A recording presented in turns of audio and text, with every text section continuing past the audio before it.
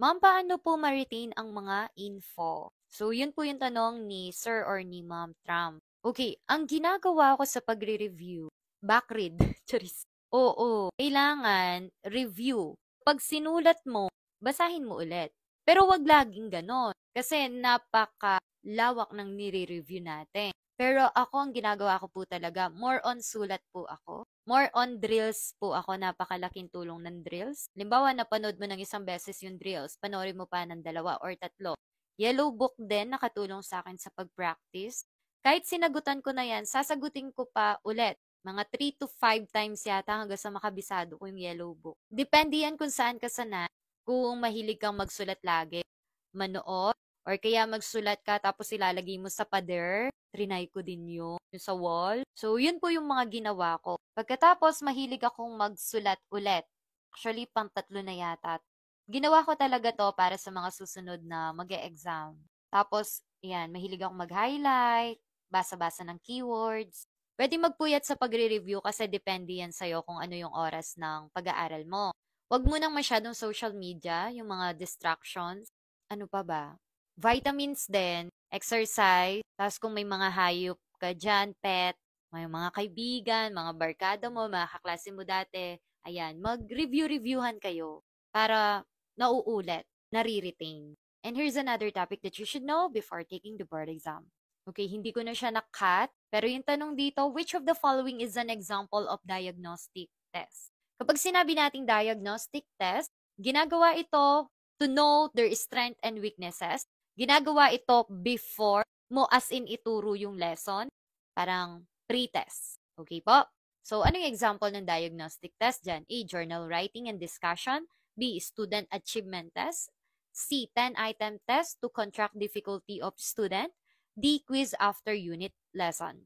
Diagnostic test ba to? Yung nagsusulat na sila ng journal and discussion na po. Yung achievement test, di ba ginagawa to after na ng lesson, after na nang naituro ang lahat, achievement test, or etong letter C na magbibigay ka ng 10 item para malaman mo yung kung saan nahihirapan yung mga bata.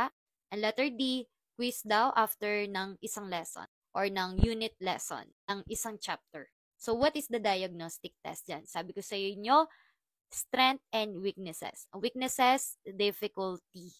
So, the answer is letter C. Hindi ko na tinanong kung ano sagot. Kung kanina pa nasa isip mo, letter C, papasa ka na. Magtatap. So, yun, more on drills para ma-retain. Pwede ka rin mag-record ng sarili mong voice na nagre-review ka, tapos habang naguhugas ka, naglilinis ka, pinakikinggan mo, mga ganon. At yun lamang po. Thank you po. Ma'am, kahirap po pala na papalapit na yung let, nakaka-pressure since parang walang progress po. Self-review lang po with work, kahirap po, may major pa. Hi, Sir Ren! Hi, teachers! Hi, future LPDs! Kumusta? Kumusta? Okay, yun nga, yung sinasabi ni Sir Ren, medyo mahirap daw at nakaka-pressure. Okay, teachers, future LPDs! Totoo yan. It's okay. Naalala ko tuloy si Sir Ed Slugto. Okay, tap mo yung shoulder mo. Kaya mo yan. Kung may katabi ka, pares kayo nagre-review, itap mo yung shoulder, kaya natin yan, best. Kaya niyo yan. Magtiwala kayo. Okay lang kinakabahan. Okay lang may konting pressure. Yun yung mas nagpupush sa atin. Pero tandaan mo, konti na lang, papasa ka na. Huwag mong isipin walang progress. Ganyan din ako. Diyos mo ilang beses ko yatang inulit-ulit yung yellow book ko. Akala mo lang yan.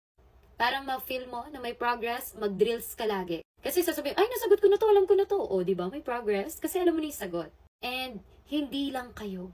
Marami din kayong nagtatrabaho habang nagre-review. At napakarami ng kwento na pumasa sila sa board exam kahit nagtatrabaho. And nakaka-proud po kayo. And here's another topic that you should know before taking the board exam. O, para pumasa, dagdagan natin yung points mo. Yung isang point na yan, baka yung dahilan para pumasa ka o kaya mag-tap. Gusto mo yon, papasa ba? Magtatap. So, time check tayo. Anong oras na? 12:45. Ayan. Kasi alam ko magiging busy ako ulit. Malapit na pala yung board exam. Ibigay na natin yung mga points na makakadagdag sa inyo. Nagigilty na naman ako bago matulog. Okay, which is true of the alternative learning system? Napakadami ngayon niya. Buhay siya ulit. I mean, meron na talaga nito pero napansin ko na mas dumami ngayon. Okay, ano ba yung alternative learning system? A, learning system parallel to the formal system. B, lower than the formal system. C, more practical than the formal system. D, exclude informal learning system. Napakadali nito. Okay, kung saan tayo nag-aaral, yung grade 1 to grade 6, grade 7 to 10, may school. Okay, ang tawag natin dyan ay formal system. At ano ba yung totoo tungkol sa alternative learning system? Of course, hindi sila pumapasok sa school, tama ba? Minsan sa may barangay, minsan nakiki-sit-in sila or may room din naman sila sa school. Pero hindi katulad natin na nakapag-aral sa formal system na may schedule talaga tayong sinusunod. May teacher, may principal, may graduation, ganon. So, what is your answer? Okay, sagutin na natin. If nakuha mo ang tamang sagot, papasa ka na. Huwag ka nang mag-alala. Huwag ka nang pa-pressure. Okay, the answer is letter A. A po, learning system is parallel to the formal system. A po ang tamang sagot dyan. Same po, self-review with work. As a teacher po sa private, minsan mapapayak na lang eh. Pero kaya po natin to, laban lang po.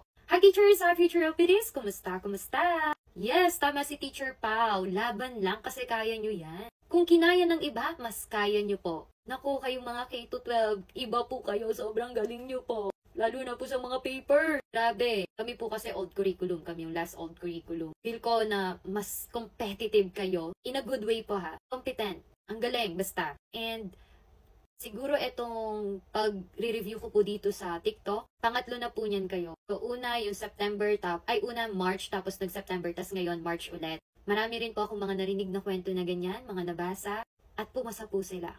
With high rating pa. Konti na lang, magtatap na. Dito po kaya sa batch nyo, may magtatap ba? Meron.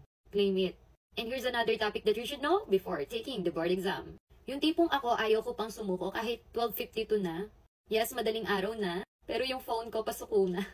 Okay, so let's answer this question. The most appropriate focus for assessment of learning is determining. Ano ba dapat yung fino-focus natin pagdating sa assessment? Di ba may mga ginagawa tayong quizzes, evaluating learning?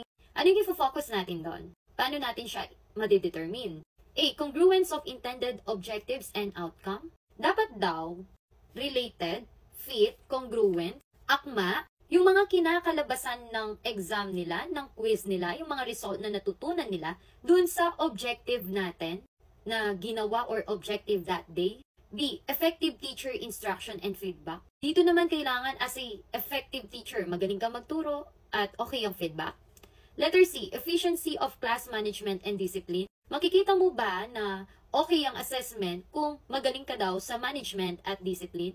And letter D, yung relevance of curriculum content and lesson content. Yung na mahalaga daw, yung curriculum content at yung mga itinuturo mo. Ano ba yung pinaka-appropriate dyan na focus natin for the assessment of learning? Ano ba ang assessment of learning? Diba ito yung sa mga summative test, at the end of the lesson? Tandaan ninyo, sa mga ginagawa nating question, activities, quizzes, exam, test, kailangan congruent po siya sa objective. Hindi pwede ang objective mo ay identify the noun, pagkatapos sa quiz mo, identify the verbs. Kailangan po congruent po kung ano ang quiz, ano ang mga assessment of learning mo, congruent po siya sa mga objectives po natin. At lagi po tayong nagpo-focus sa objective. Hindi pwedeng yung objective mo ito tapos napakalayo ng mga ginagawa mo sa pagtuturo mo sa mga activity at sa mga evaluating learning. Focus tayo lagi sa objective at ang objective na yon ay dapat ma-meet natin. At yun lamang po. Thank you po.